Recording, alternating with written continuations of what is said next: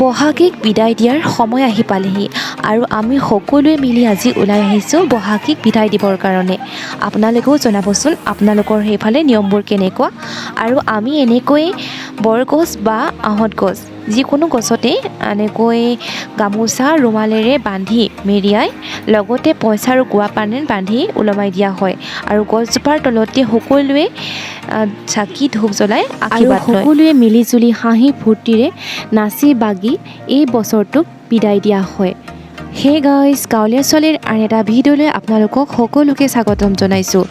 আকৌ এটা ভিডিঅ' লৈ আহিছোঁ আপোনালোকৰ মাজলৈ। আশা কৰোঁ ভিডিঅ'টো সকলোৱে একেলগে চাব আৰু কেনেকুৱা পালে কমেণ্ট কৰি জনাব।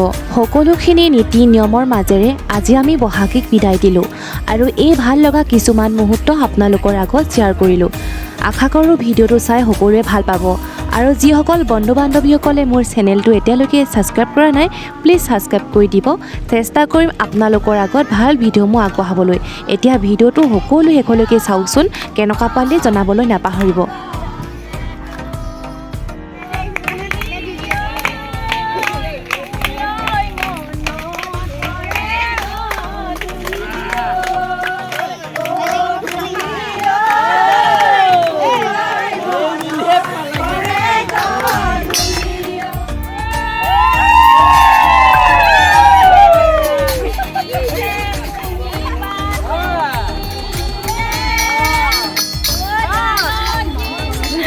এইবিলাক চলিছে আকৌ